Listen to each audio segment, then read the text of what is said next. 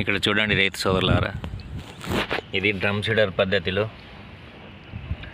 నాటినటువంటి వరి చేను. ఇది దాదాపు 20 రోజులు కావస్తుంది. ఇది నాటి 20 రోజులకు మరి మనకు చేను 2 ఇంచుల వరకు వరి పైరు పైకి లేవడం ఆరంభించింది. మరి మనకి ఇందులో వరుసలు కూడా కనబడుతున్నాయి. మరి ఇవి పెద్ద పెరిగి దుబ్బు కట్టడం కూడా జరుగుతున్నప్పుడు మనకి చేను చిక్కగా కనిపిస్తుంది. ఈ యొక్క పొలం అంతా కూడా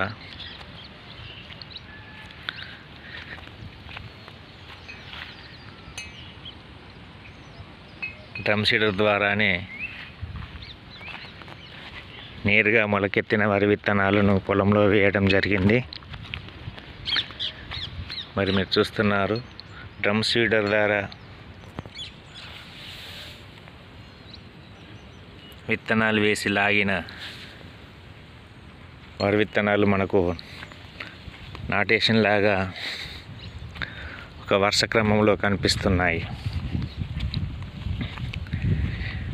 చాలామంది అపోహ ఏంటంటే విత్తనాలు విరజల్లితే వరి మొలుస్తుందా, పైకి లేస్తుందా, మరి వరి సరిగా పండుతుందా అనేటువంటి అనుమానాలు చాలామందికి ఉన్నాయి.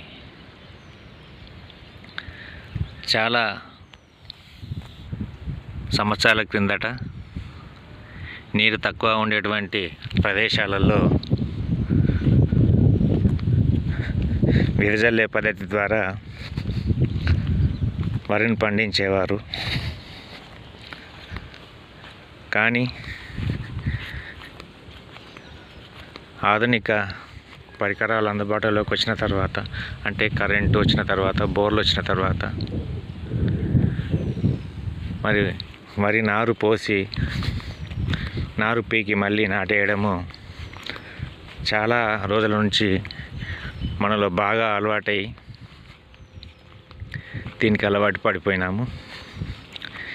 ఇప్పుడు ప్రస్తుత పరిస్థితులలో అనేక యంత్రాలు అందుబాటులో ఉన్న మనల్ని ప్రధానంగా కూలీల సమస్య వేధిస్తుంది. కాబట్టి ఇలాంటి పద్ధతుల ద్వారా మనము కూలీల ఖర్చును తగ్గించుకోవచ్చు, వ్యవసాయాన్ని లాభసాటిగా చేసుకోవచ్చు.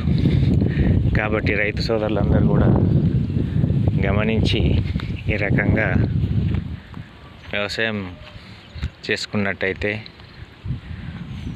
మనకు ప్రారంభంలోనే, అంటే పంట వేసేటువంటి దశలోనే ఎకరానికి 4-5 వేల రూపాయల ఖర్చు తగ్గించుకోవడానికి మనకు వీలుంటుంది. కాబట్టి రైతు సోదరులు గమనించి ఎలాంటి సందేహాలు అవసరం లేదు. మనకు ఈ డ్రమ్ సీడర్ ద్వారా వేసినట్టు పొలము మంచిగా ఏపుగా పెరుగుతుంది. కాబట్టి ఈ విధంగా నాటుకోవచ్చు, మనము పంటలు పండించుకోవచ్చు, కూలీల ఖర్చును తగ్గించుకోవచ్చు. మరి రైతు సోదరులందరూ కూడా అవలంబిస్తారని మేము ఒక పాఠంలాగా మీకు సహకరించడానికి, ఒక మార్గదర్శకంగా ఉండడానికి మేము ఈ పద్ధతి చేపట్టడం జరిగింది. చాలామంది ఈసారి డ్రమ్ సీడర్ ద్వారా విత్తే పద్ధతి మరియు నేరుగా మొలకెత్తిన వరి విత్తనాలను పొలంలో వెదజల్లే పద్ధతులను పాటిస్తున్నారు. కాబట్టి మీరు కూడా పాటిస్తారని ఆశిస్తూ ఇట్లు